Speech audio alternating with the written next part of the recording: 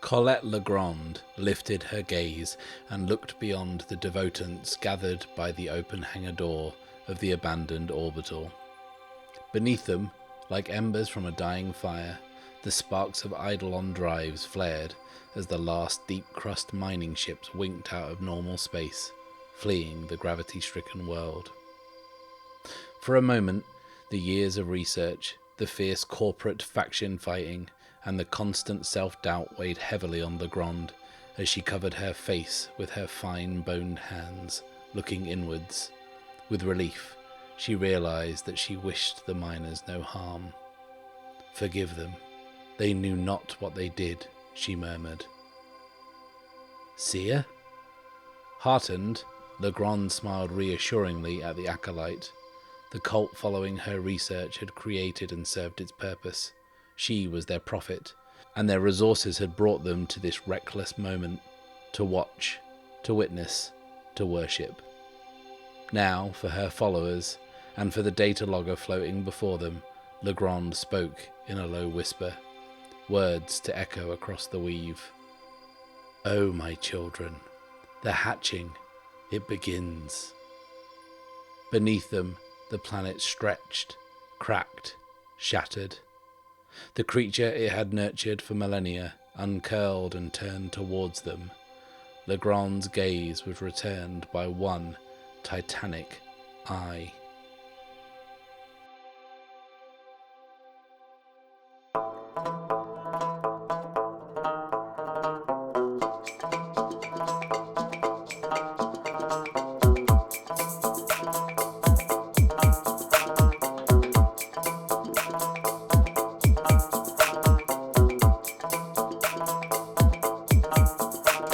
Hello, and welcome to The Bad Spot, an actual play podcast where I, Matt Risby, and I alone am playing through Ironsworn Starforged.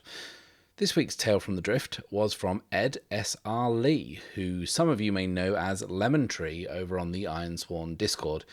And I love how some of these Tales from the Drift are like small, intimate little stories, and some are like this one, with honking great big kaiju hatching out of planet eggs whilst a bunch of religious zealots just party down, and I absolutely love it. So my eternal gratitude goes out to Ed for this submission. And like I said last week, slots are limited for Tales from the Drift for the rest of this season, but I do have a couple of spots free, so if you want to roll some dice and write something for me to read at the beginning of a future episode, then the submission guidelines and contact details are on screen now. And whilst I have you, why don't you leave a like, subscribe, and click that little bell icon so you can follow along with the campaign each and every week. Last time out, Archer and the others prepared to embark on their perilous journey across the spine of Kronos. In a quiet moment, the conduit gives Archer some mysterious information stored on a device she keeps literally under her skin. Blake also warns Archer that even should they make it across the spine, they will find little safety in the sector on the other side, for the Delphian flux has long since fallen into lawlessness. As they approach the vast bank of dust clouds that marks the beginning of the spine, nerves are fraught, and Archer is feeling the strain of responsibility as he leads this crew into danger. Once the ship is ready, Archer gives the command, and the Eclipse jumps into the dust. Okay, so last week's episode was a lot of like quiet character stuff, which is, important and all, but I think this week we're just going to crack on and roll some dice. So let's jump right in. We are undertaking an expedition, and we're wanting to do this as quickly as possible, so we will be rolling plus edge. That is a strong hit. On a strong hit, you reach a waypoint, envision the location, and mark progress per the rank of the expedition. So we have marked our first progress on our expedition across the spine of Kronos, and all in all, we're off to a positive start. We needed a good start, and that is what we have got. So what shall we envision here, one wonders? Well, let's ask the Oracle, and then we'll get to describing what's happening. And I think specifically we will ask the Chaotic Theme Oracle. 38. 38 is corrupted or warped technology. Okay, what kind of technology? Let's ask the Oracle again. 22 is data. Okay, corrupted or warped technology, and more specifically relating to data. Okay, so the Eclipse is being buffeted and rocked from side to side as it jumps. Now, no jump is smooth on a ship this old, but this is particularly rough. And Archer looks down at his own white knuckles as they grip onto the armrest of his chair. And then he looks in turn to the others who are all hanging on to anything they can. The usual red and purple coloration of the drift is merged with sickly greens and yellows. It's just some atmospheric quirk, Archer thinks to himself, and he's hoping that's what it is anyway. It's a relatively short jump that comes to an abrupt stop as the Eclipse drops out of the drift. Instantly, the viewport in the cockpit is darkened by these swirling clouds of thick, sandy yellow dust. Visibility is practically zero, and the clouds shift rapidly, just allowing these brief snatches of a clear view in front of the ship. And Archer catches sight of something large up ahead, but before he can kind of say or do anything, it's gone again. But then the proximity sensors light up the control panels, and they confirm that something is very close, and he gives the signal to bring the Eclipse to a complete stop. And everyone collectively leans in to try and get a good look. Could be some piece of wreckage, some piece of space detritus, some part of another ship less fortunate than theirs. Maybe could be an asteroid. Hopefully that's all it is. And after the sensors stop their bleating and they can be sure that they aren't going to crash into this thing, they slowly edge closer to get a better look. And as they do, they catch a break in the swirling dust. And there's this moment where they can look and see what's out there and see it with a degree of clarity. And what is out there, floating in the murk, is a beacon. And this, for the most part, is like any other relay beacon you'd see. It's a boxy thing, and it's kind of wider at the bottom than it is at the top. It's about 3 meters long from the bottom of its wide base to the tip of the short antenna that sits on top. Now, a relay beacon is a marker that sends signals across a set distance in a set area. And it's usually to alert someone of an incoming vessel. And now Archer and his crew are looking at this thing as it hangs, lifeless, suspended in the dust. And Cole nudges the Eclipse slowly forwards, and they all watch as they pass. And as they move around to see the other side of this thing, Archer notices something and says, "What the hell is that?" And Luna reaches over to the console and punches on a searchlight, and its beam cuts through the dense, sandy murkiness and hits the beacon. And as the Eclipse comes round, they get a full view of the rear side of this thing. And this side of the beacon has been changed. The heavy-duty metal from which it's made has been warped, giving the other side of this beacon an altogether more organic appearance. The flat panels and straight edges have been morphed into something else. And that something else very closely resembles a face. A grotesque face, caught as if in mid-scream, with dark, empty metallic eye sockets looking back at this baffled crew through the gloom. It is a haunting, disturbing sight, and one which has the entire crew looking anxiously at the E-drive charge, which is currently blinking at around the 50% mark. And they all stare at this face in horrified silence before the dust clouds kick up again and the beacon is once again hidden amongst the swirling yellow-green dusty wisps. So, what's our move here? Is there anything we want to do whilst we wait for the E-drive to charge? Because I don't want to hang around here forever, but I also have to kind of accept the limitations of the E-drive. We could make the move explore a waypoint, but I think at this stage of the expedition we don't really want to be doing that.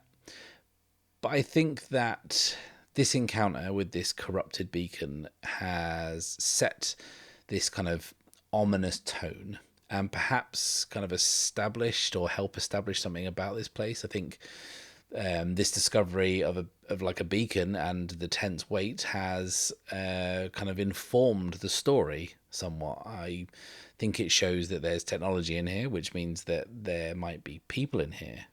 And this thing doesn't appear to be operational, but some chaotic force has corrupted it, morphed it into this kind of horrifying form.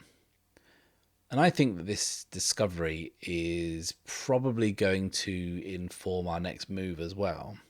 We moved quickly before, but like I said, the purpose of these relay beacons is often to alert someone of incoming vessels, so it stands to reason that we would probably proceed differently on this next leg of the trip. So let's just quickly envision this. The crew of the Eclipse have kind of been trying to occupy themselves as they wait, and it's a nervous wait. They check and recheck instruments and equipment that they know are working just fine. They pace the cockpit anxiously or just stare out into the dust. And that worries Archer. And I think that like twice in this stretch he has had to maybe distract members of Cole's crew who had maybe lingered too long on the view. Like they don't know what corrupting forces are at work out there, and Archer is definitely in no hurry to find out. As the E-drive finally reaches full charge, the crew busily get to work to prepare for the next jump. There's this collective sense of relief that they're moving on, but also this uneasy feeling that they are jumping even further into the unknown. As the systems begin to power up, Archer says, "Let's keep non-vital systems offline as a precaution." And I think that's how we're going to go, right? Archer has decided that if there's beacons, then someone could be in here scanning for anything. And if they keep to only essential systems running, that's less things that might give them away. So that actually informs how we make our next move. If we're trying to be more surreptitious and move under the radar, kind of staying as inconspicuous as possible, then we are going to be undertaking an expedition, but this time rolling plus shadow. A weak hit. On a weak hit, we mark progress, but the progress costs you. Choose one, suffer costs, or face a peril at the waypoint. So first we'll mark progress. We're up to 2 now. And then we have to make a choice. We can make a suffer move, or we can face a peril at our next waypoint. I think looking at our tracks, we don't really have a great deal to play with this early in the expedition. So I think what we're going to do is face a peril. So Archer gives the signal to jump as soon as the E-drive hits full charge. And there's this cautious sense of relief amongst everyone that they are about to get moving. Cole punches the E-drive and the Eclipse begins to shudder and shake. Everyone is strapped in and ready for the jump, and as the red and purple light begins to engulf the ship, they are suddenly aware of something outside. And it's gone before they know it as they jump into the drift. But they all saw it. For that split second before they jumped, they all saw a deep amber glow cutting through the gloom. And they saw the glowing eyes and mouth of the beacon just before they disappeared. That thing is active, and they just set it off. And that's bad news, probably, I would wager. And I think the faces of everyone on board all show the same grave concern. At least grave concern, I'd say. I think everyone is pretty scared right now and kind of watching nervously through the viewport, anxiously waiting to see what fresh horrors await them at the next waypoint. And this is a longer jump, I think, and I don't think that's helping with the collective anxiety. There are nails being chewed down to the quick. There are fingers drumming impatiently on consoles, and the drakes are constantly honking and cawing impatiently in the hold. It's not a great atmosphere, to be honest. The vibe isn't particularly chill. And I think that tension builds to the point where we drop and the swirling red and purple lights outside are once again slowly replaced by the howling dust plumes of the spine as the eclipse drops out of the drift. And I think this time, we have actually dropped somewhere with slightly better visibility, although not by much. And we're going to face a peril here. And what better way to decide what peril we're going to face than by asking the Oracle? And once again, we'll be rolling on the Chaotic Theme Oracle to see what's going down. 52. 52 says, dreadful scene of those who fell prey to chaos. A dreadful scene, you say? How lovely. And what I'm going to do is I'm just going to ask the Oracle for a bit more of a hint to kind of get more of an idea of what this might be. So,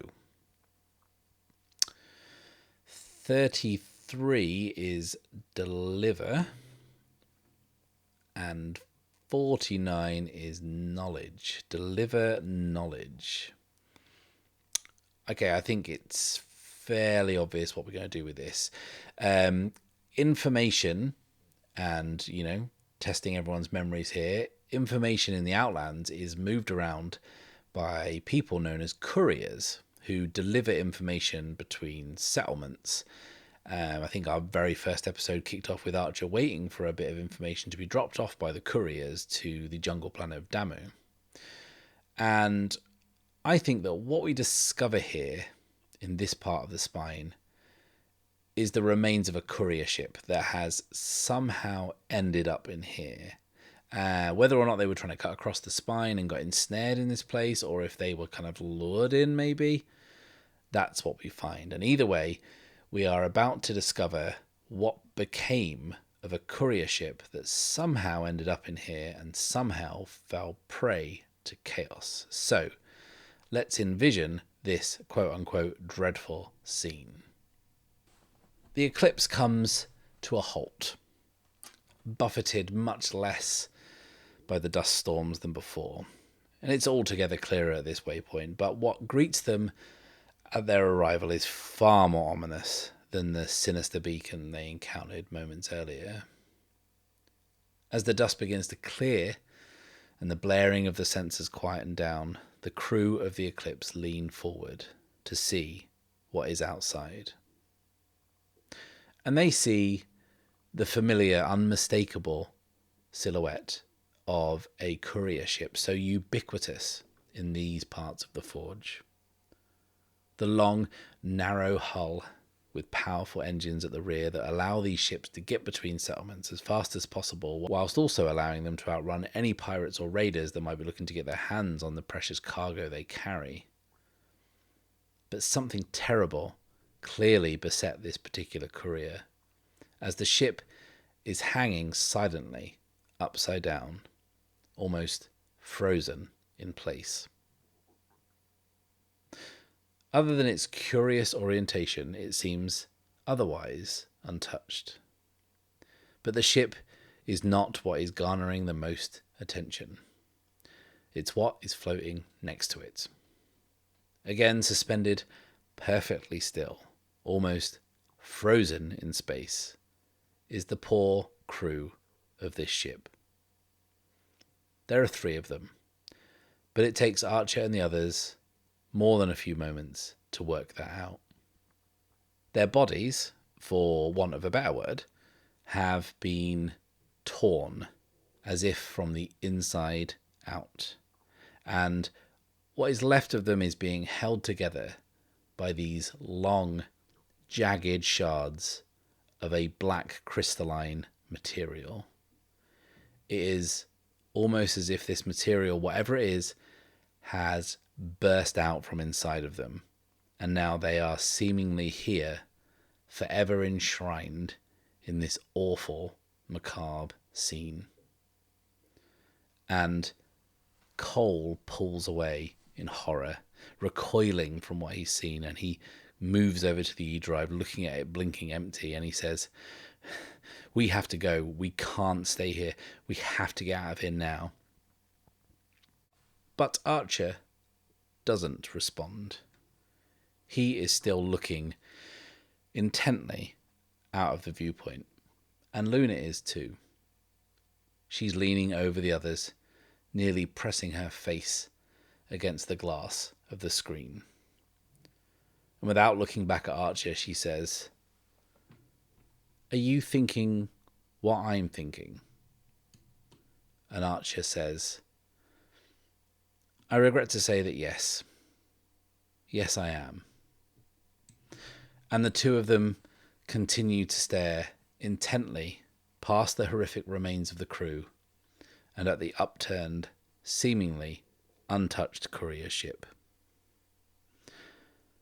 Because we've got to wait for the drive to recharge, right? And we've also got next to no supply, right? So I think, and Archer thinks, and Luna also thinks, that this is perhaps a perfect opportunity to make the move, explore a waypoint. Now, that move says when you divert from an expedition to examine a notable location, roll plus wits. And that is exactly what we're doing. We are going to explore a notable location. We are going to board the courier ship and see what we can find. And I think this is going to be a point of contention with Cole, because he probably sees this as incredibly risky and wholly unnecessary. And you could make that argument. You definitely could. We're in a kind of an unknown place with unknown horrors, awful things appearing every time we stop. But you could also say that it's definitely risky, but given the desperate state of our resources, it's certainly not unnecessary. And I think that that's the case that Archer would be making. So I don't think there's a confrontation, I just think there is a tension. And I don't think there's a confrontation because, after all, Cole is a military man who respects the chain of command. You know what they're like. But he's kind of being fairly open about not supporting this course of action, although kind of he knows that in the short term, at least, they aren't going anywhere. And he also, I suppose, recognizes that Archer is actually being proactive, and they don't have much supply. They don't know how much longer they're going to be in here. It's just, to him, it's just needlessly asking for trouble. All that being said, we are going to cut to later as Archer and Luna are getting suited up, ready to board. And the others bring the Eclipse in below the inverted courier. And as they do, Archer and Luna share a nervous look. And I think this is actually less about what they're about to do and more about the tension that's starting to emerge within the group. And I think that maybe that's the sense of dread and paranoia this place can induce in people. But I think that this look, this kind of just moment that they share, Archer and Luna appear to be kind of saying the same thing to each other without kind of vocally articulating it. And that thing is, I know I can trust you.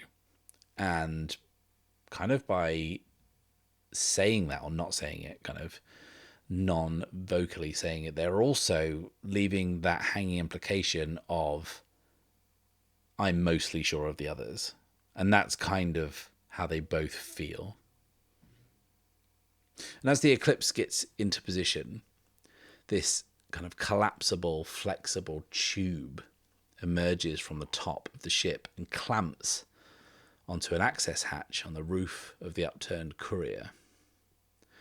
And Cole and the others anxiously wait as Archer leads Luna through the upper levels of the eclipse and up to the docking hatch.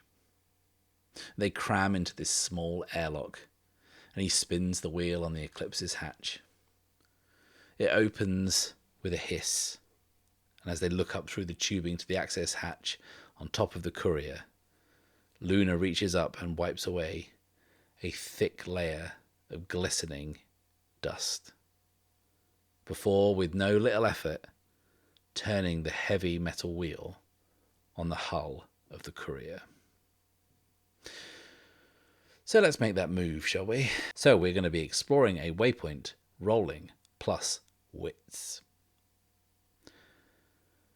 A weak hit. On a weak hit, you uncover something interesting, but it is bound up in a peril, or reveals an ominous aspect of this place. Envision what you encounter, then take +1 momentum. So first, we'll take that momentum. So we are up to 6. And yeah, now we're going to uncover something interesting, but it's bound up in a peril or reveals an ominous aspect of this place. So I think that maybe what I'm going to say is we are going to maybe learn a little about what happened here, and I think that maybe we can resupply as well, but we're going to have to roll for it. Had we rolled a strong hit here, we probably wouldn't have had to do the rolling. We could have just added some to our supply, because it says you on a strong hit you find something useful.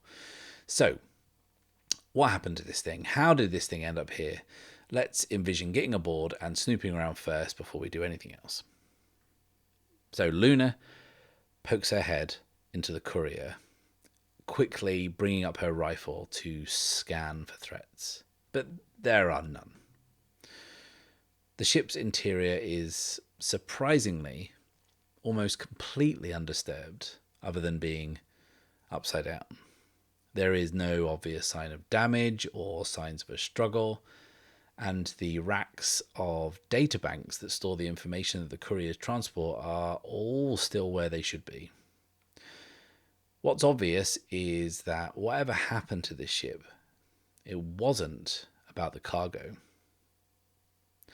Luna leads Archer through the racking in the hold towards the cockpit at the front of the ship, where they again find very little by way of disturbance, just 2 empty seats. Through the cockpit window they can see the crew in more detail, and it is a ghastly, grisly scene. Whatever that black crystal substance is, it brought a painful, abrupt end to these people's lives, skewering them in multiple different directions from the inside out, bursting through skin and bone. It's no way to die, thinks Luna. So let's see what we can find on this thing.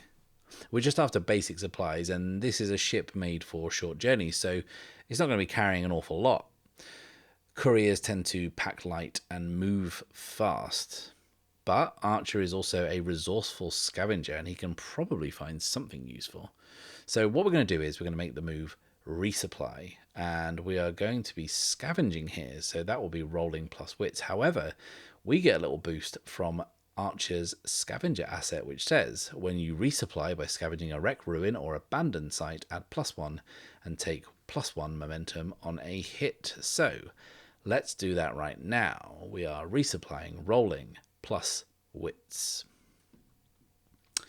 A strong hit. Excellent. So on a strong hit, we get to take +2 supply, and because of our asset, an additional +1 momentum. So let's do that now. Up to 7 momentum and 3 supply. And I think that what I'm going to say here is that whilst this ship deals in kind of intangible stuff, in data really, the crew clearly needs some level of supply to do their job. And I think that those supplies for these that they would pack for these like short trips have been found like completely untouched. So there is some med kits, there's like a little bit of kind of emergency supply food, but that is about it. But what Archer has been able to find in abundance is bits. And this ship, had it been kind of abandoned anywhere else, would have been picked clean by anyone that stumbled across it. But it hasn't. Archer and Luna are the first people to stumble across it. So Archer is filling his boots here, and he is stripping away, like, sensors and cabling, and he's wrenching open panels and ripping out anything that might seem useful, anything that might help patch up something on the Eclipse or improve something on the Eclipse. And I think that that's how I'm going to justify us going up +2 supply, because a lot of it is really useful stuff and you wouldn't expect to find it left on a ship in this condition. So I think this is relatively a treasure trove of useful stuff. So we've resupplied, but now we need to resolve that weak hit, that troublesome weak hit. We found something useful in all these bits on board, but how is it bound up in a peril? Or what ominous aspects of this place does it reveal? Well, should we have a look at those rumours that we established last time out before we embarked on this expedition? And let's see if we can tie something in. So we've got dust clouds in peril navigation, we've got isolation or fear presses in, phantom signals, or pirates hunting for prey. Do any of these make sense? I think this scene definitely isn't the work of pirates, that's for sure, because the ship and its cargo are untouched, and no pirates would leave that, and like no pirates would do that to the crew. The first two, I think, are more general. So what I'm going to say is we are going to go with phantom signals. That's how we're going to try and tie this in to be a ominous aspect of this place. So let's bring this all together. So Archer is busy now working away at the racking. He knows already he has a good haul, and he really also knows he doesn't want to push his luck much further, but he is certain that he can get at least some of these databanks loose, and he's not interested in what's on these, but the amount of navigational data he could store on them means this is too good an opportunity to pass up. And as he's working away, trying to get into the racking, Luna is kind of just poking around the cockpit. And I think that they kind of got some of the power on, but they only fired up what they needed. So some lights and kind of some vital systems, etc. But I think Luna starts booting up things in the cockpit and kind of just seeing if it works. And it's all in impeccable order. It's all still working, which kind of adds another layer, another thing to be suspicious of. Like the horrifying sight of what happened to the crew is deeply disturbing. But I think that Luna feels like all this just being left untouched is somehow more unsettling, because that's just weird that would be the case. So she kind of starts booting up some stuff, and one of the things she boots up is the short range scanners, and she is watching the screen kind of pulsing white rhythmically as Archer works away at the racking, and it stays white for a time as Luna watches it intently. And after a while, Archer joins her after having got like maybe 3 data banks out of the racking. He decides that, maybe it's time that they not outstay their welcome and get going. And he joins Luna in the cockpit and says, "Luna, let's go." But she's staring at the readout on the scanner, which has kind of turned amber. And the screen appears to show something approaching, something big. And they both look out of the window. According to the scanner, it is coming straight at them from that direction. but they can't see anything. Luna gives the scanner a good whack as if it might be on the blink, but no, the signal stays. And whatever it is getting closer. What it is, who knows? But right now, they are in no mood to hang around and find out. And they race back through the ship. Archer's arms are laden with what he's been able to salvage. He's got stuff like slung over his shoulders, which means Luna is first down the hatch. And now there's this audible beeping coming from the scanner, which is growing in volume, growing in frequency. Archer drops armfuls of stuff and his satchel through the hatch and then follows Luna behind, and the two of them clamber through the upper levels and back down to the cockpit, where a concerned Cole turns to them and says, "We've got incoming." And Archer says, "How long until we're charged?" Cole checks the E-drive and says, 97%. And they join the others at the viewport. There's still nothing to be seen through the window, just swirling dust clouds that have picked up again, making seeing anything at all a real challenge. Luna looks at the Eclipse's scanners now. Whatever it is has got an awful lot closer. "What is it?" she says. "A ship?" And Archer says, "If it is, that's capital class. That thing is huge." Cole asks one of his crew, "Any comms coming through?" And they shake their head. Luna says, "How long?" Cole checks again. 98%. And then there's a low rumble in the distance and a flash somewhere out in the murk. And that flash, just briefly, for a split second, illuminates the outline of something huge approaching. There's no way to say with any certainty what it is, but whatever it is, it's close, real close. And now the scanners have turned red. And Archer says, "How long?" Cole says, "Almost there, 99%. Archer says, "Let's go, prepare to jump." And they get to their stations. The clouds of dust outside thicken and buffet the ship. There's this low rumble followed by a deep boom and another flash, but visibility is so bad they can't see anything. And then the proximity alarm starts to sound. Something is about to hit them. The Eclipse rocks violently in the storm that has intensified outside. There's another flash and another boom, this one deafeningly close. And Cole looks at the drive as it flicks up to 100%, and he reaches forward and plunges the E-drive handle forward. But the Eclipse is being slowly turned over, and the whole crew find themselves hanging on as the ship rotates round onto its side. And then there's a scraping on the hull and the groaning sound of the metal as it complains under the pressure. The drakes are shrieking in the hold, the sirens continue to blare, and then there's this tiny split second of total silence before another boom that sounds almost like a mechanical roar, which fades quickly into the distance as the Eclipse bolts violently forward into a mesh of red and purple light and disappears into the drift. And the crew all look at each other, and Luna says, "What was that?" And Archer says, "I don't know, and I don't care to find out." "Griff, are we okay?" And Griff starts to busily crunch some numbers and run some diagnostics or something. And Cole looks fried. His crew look terrified. Archer looks at Luna, and he can tell she's on edge. But they are all still alive, and Griff responds with the results of his checks, revealing no major damage, all systems okay. They are still flying.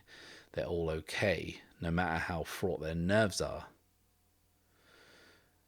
And we need to make another move because we are pushing on through this expedition. So we are going to undertake an expedition once again.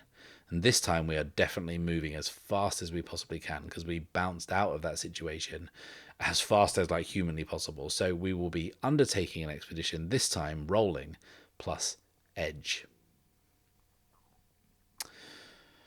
On a weak hit, we mark progress, but this progress costs you. Choose one. Suffer costs en route or face prayer at the waypoint. So, first of all, let's mark progress up to 3 now. That's nice. And I think we're going to take the suffer moves here, actually. It's perfectly reasonable that we take a hit to our spirit, because that was really stressful and a pretty terrifying brush with something very big and very frightening. And after what had happened to the crew of the courier ship, I think that for everyone it has all gotten a bit much. So let's nudge our spirit down to 3. Actually, because we can make 1 suffer move at -2 or 2 suffer moves at -1. I actually think that I'm going to take spirit just down to 2, because I think this place has that effect on people, right? It says isolation or fear presses in. So I think we can actually increase the severity of that hit to the spirit. So I'm actually going to drop that down to 2. So that actually accounts for that. So where do we end up? We've taken the suffer moves over the peril, so I think that we can say that we end up somewhere relatively safe, where we can take something of a breather. And whilst there is not much in the way of relief in this place or comfort to be found, they will take what they can get. So I think that this is another short jump. It's not long at all until they drop back out of the drift. And I think the scene they discover is immediately much clearer. The dust is less thick, the visibility is much better, and I think that it's immediately obvious as those reds and pinky purple lights of the drift fade. They have dropped into a ship graveyard. Filling the space before them is a near endless stretch of wreckage of ships big and small. And one thing that ties this scene together is that everything looks ancient. It has been here for so long and been buffeted by these dust storms for eons that it has smoothed away many of the ragged edges of the wreckage and wiped clean any detailing, any paint or symbols that perhaps at one time would have told the story of the war that left these skeletal metallic remains. But now all that is left is the smooth, rusty frames of what were once great ships of war. And in amongst all this wreckage, Archer points out a spot inside what looks like the remains of part of a large, kind of like an aircraft carrier type vessel. And as they get closer, they find a hollow shell, the remnants of a hangar still intact. This will be a perfect spot to stop and recharge, and I think that's what the plan's going to be. They need to stop and recharge, but I think that after they touch down and spend some time scanning and surveying, I think they can probably all agree that this is a safe spot to maybe take some time and try and get some rest. They can't stay here forever, but this particular spot on the spine seems safe-ish for now, and they're going to use it to just pause. And Archer is going to use this pause to maybe try and learn something, to perhaps help himself prepare for the next few legs of the journey. Now, he stripped out those databanks from the courier ship, and like I said, he's not interested in the contents. And I think we also established when we talked about information in the Forge way back when, that couriers actually swear vows to deliver these messages, this information. So it would be certainly, shall we say, not the done thing if Archer started trying to take the information for himself and sell it or trade it. That is a definite no-no. But that said, I think he's going to accidentally discover something whilst he is wiping these things clean. So maybe he's in the research station on the Eclipse. Maybe it's his turn to try and get some rest while the others take watch, but he doesn't. He can't. He can't sleep. He can't rest. So he throws himself into doing something to occupy his restless mind, and that is to wipe these databanks clean. So he hooks them up, and the console he's using asks him if he's sure he wants to delete all this stuff, and he's kind of absent-mindedly just kind of clicking through, and Then all these individual bits of data come up one after the other as they are deleted. And Archer isn't paying that much attention until something catches his eye. And it catches his eye because he's starting to see the same pieces of information crop up over and over. Now, I have figured out what this is, but we are going to see how it impacts the story by making the move gather information, which says when you search for clues, ask questions, analyze evidence, or do research, roll plus wits. So let's make the move gather information, rolling plus wits. A weak hit. On a weak hit, the information provides new insight, but also complicates your quest. Envision what you discover, then take +1 momentum. That is interesting. So we'll take the momentum first. We're up to 8. That's nice. So what do we discover and how does it impact our quest? So Archer pauses the wiping of the databank, and all that sanctity about the courier's vows goes out the window, and he starts scanning through these transmissions. And all these transmissions are local, and they all seem to be between a handful of deep space stations and outposts that he personally knows of. And he recognizes the names of those outposts as places frequented by grubs. Now, grubs are the scavengers of the Forge, among which he reluctantly counts himself. And these transmissions catch Archer's eye because they keep mentioning one thing. And they keep mentioning that one thing with a frequency that can't be a coincidence. And that one thing is that someone, somehow, has figured out that somewhere in the spine of Kronos, this chaotic maelstrom of eldritch horror, there is a precursor vault. Now, I'm going to make a callback all the way to the very first episode of this show, and not the first episode of the campaign, no, the session 0. Some of you may have skipped it, most of you won't remember it, but in that session 0 we established the truths of our setting and our campaign, and one of the truths we had to define was the role of precursors. And precursors are the civilizations who came before our people entered the Forge, basically. And the truth we settled on was this. Over eons, a vast number of civilizations rose and fell within the Forge. Today, the folk we call grubs, scavenger crews and audacious explorers, delve into the mysterious monuments and ruins of those ancient beings. Incomprehensible technologies, inexorable time, and the strange energies of the Forge have corrupted the vaults of the precursors. Despite the perils, grubs scour these places for useful resources and discoveries, but some secrets are best left buried, and many have been lost to the forsaken depths of the vaults. Now, this truth actually informed the character we're playing, in addition to providing some fluff for the world we're playing in.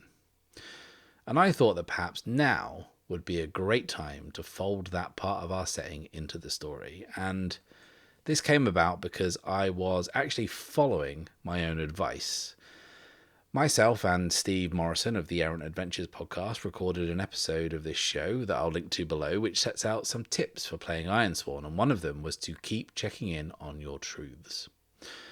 Full disclosure, I've really struggled with this episode, and many of you would have been expecting to get this earlier than you have it now, and it was honestly because I got really stuck, and I was really struggling to give this episode any kind of narrative thrust, and I was finding it really difficult to think of anything interesting to explore. And as a result, I've been kind of trapped in this narrative cul-de-sac. So I decided to take my own advice and see if there was anything in the truths that I established that might help. And here we are. The truths that we set out nearly a year ago gave us what we need. So here Archer is, confronted with what looks like recent, solid, reliable information that there is a precursor vault within his reach. The holy grail for scavengers and explorers the universe over. And this all ties into the work that he and Professor Darwin were doing. The gates are relics left by the precursors, and they were trying to unlock those ancient mysteries. Maybe this vault would provide answers to the chaotic energies of the spine. Perhaps it will unlock the secrets of the Iron Gates. And perhaps it's in some way connected to the network. Maybe Archer can use it to navigate their way out of here. Or maybe it's just another rumour, and diverting off course to search for it will lead only to certain death. But this is too much for Archer, too much of a coincidence.